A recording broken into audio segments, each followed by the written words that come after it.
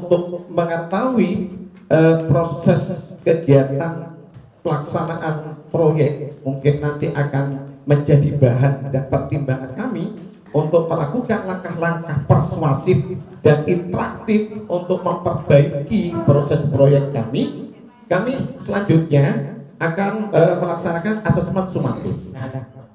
Setelah kita coba proyek kami itu, ternyata produk yang dihasilkan air itu tetap keruh, ya, karena memang produk itu boleh gagal. Sekali lagi, yang kita inginkan adalah bagaimana menguatkan jati diri anak, punya karakter profil pelajar Pancasila dengan dimensi baik elemen subelemen yang memang menguatkan kita untuk menarik sebuah kesimpulan pada akhirnya fase B ketercapaian tujuan itu bisa diharapkan. Namun Bapak Ibu, ya, namun kami tidak meninggalkan, sekali lagi, kami tidak meninggalkan masalah kepada anak. Kami tidak meninggal sekalipun, mohon maaf, air ini keruh, ya, air keruh ini.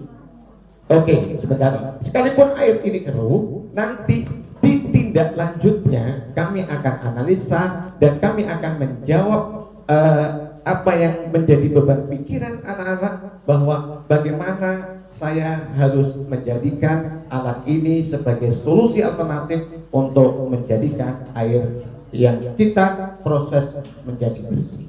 Itu nanti tugasnya fasilitator untuk tindak lanjutnya. Demikian saya kira.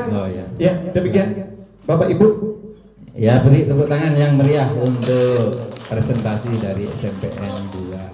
Pertemuan berikutnya ini saya menggunakan diferensiasi apa, seperti itu kan ya. Nah, sekarang kalau saya proses, kalau saya ingin membuat pembelajaran diferensiasi proses, saya lebih nyaman menggunakan asesmen diagnostik non kognitif.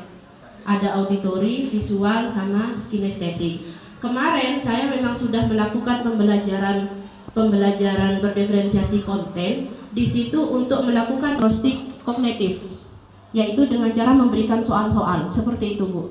Kalau untuk melakukan diferensiasi proses itu saya juga melakukan non kognitif, juga saya ada kerjasama dengan guru BK, atau saya pun juga nantinya, karena saya belum pernah ke proses, saya akan melakukan survei ke anak-anak atau bekerja sama dengan BK tentang minat anak, hobinya anak itu seperti apa. Nanti itu mungkin diproses, Ibu. Nah, jadi saya memetakan dari situ, dari asesmen kognitif awal, asesmen formatif awal, seperti itu, Bu Ju. Ya, terima kasih Bu Eli. Sama-sama. Pak, boleh. Saya menambahkan dari apa yang ditanyakan oleh Bu Juwairia.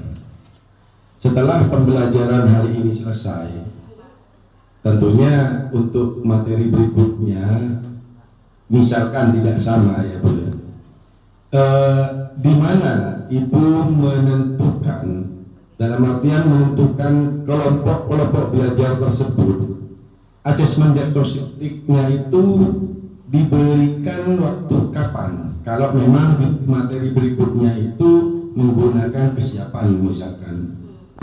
Memang saya akan melakukan tes diagnostiknya itu. Kalau saya memang untuk berikutnya saya menggunakan diferensiasi, maka ketika akhir pembelajaran saya akan memberikan, Bapak. Tetapi saya pikir ada materi yang tidak bisa berdiferensiasi seperti itu, Bapak, gitu.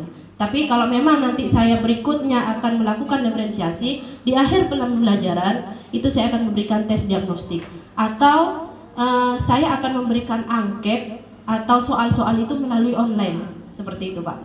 Terima kasih. Termasuk konten yang diberikan LK-nya itu untuk kelompok 1, 2, 3 itu pemilahannya bagaimana? Itu kan berbeda ya. Maksudnya Pak Anu, bagaimana cara membentuk kelompok ya Pak ya? Untuk kelompok ya, kemudian LK-nya isinya bagaimana? Dan itu berbeda di antara yang upper, menengah, dan low itu kan berbeda. Dan dalam diskusi kelompok bagaimana pelaksanaannya itu? Baik, siap Bapak. Ya. Baik, terima kasih Bapak.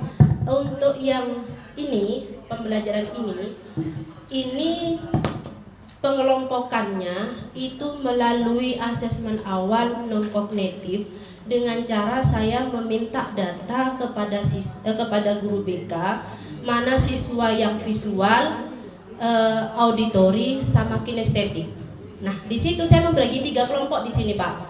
Kelompok 1, 2, 3, dan 4 itu adalah kelumpulan siswa-siswa yang memiliki gaya belajar visual. Begitu.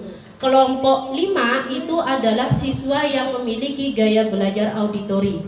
Sedangkan kelompok ke-6 yaitu kelompok yang memiliki gaya belajar kinestetik.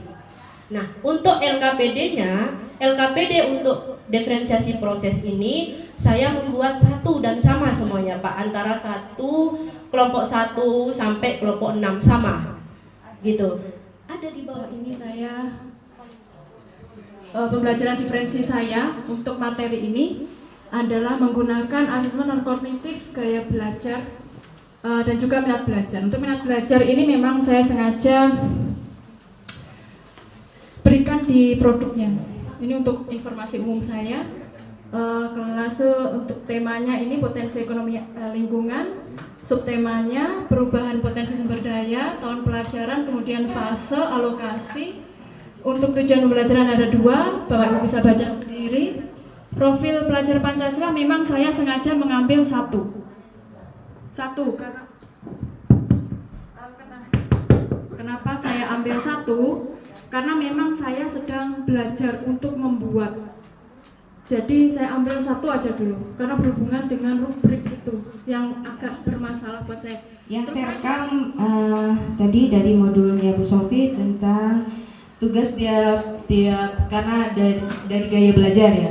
Tiap kelompok sudah dibedakan dari medianya. Medianya sudah berbeda. Cuma dari tugas yang LKPD yang diserahkan ke tiap kelompok itu memang berbeda-beda, cuma tidak sesuai dengan tujuan pembelajaran. Sebenarnya apa yang saya tugaskan saya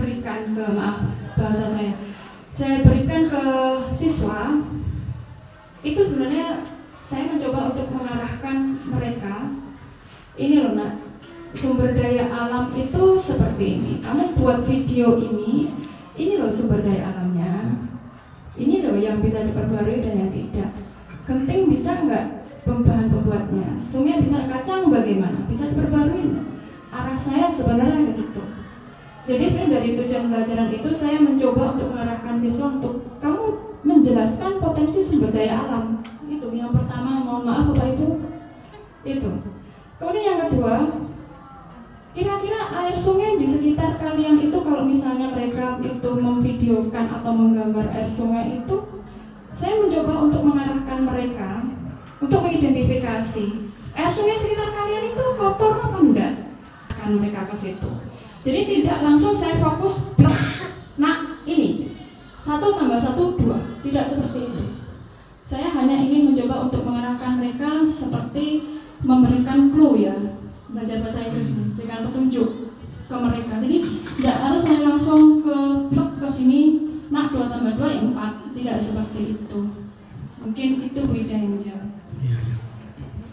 Baik Bapak Ibu, bisa ditanya. Gunakan perwakilan sisi 2. Bapak putu Rabbana amin tekunu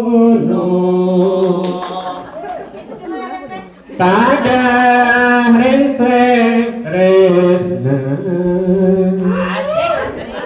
malakapi pada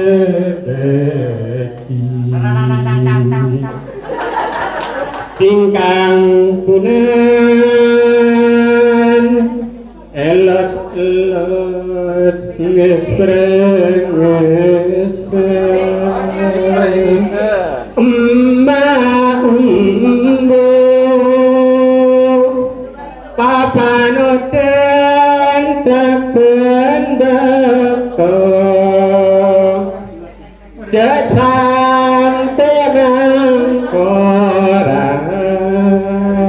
mangkoran kecil sampai bangal dah kau orang tua.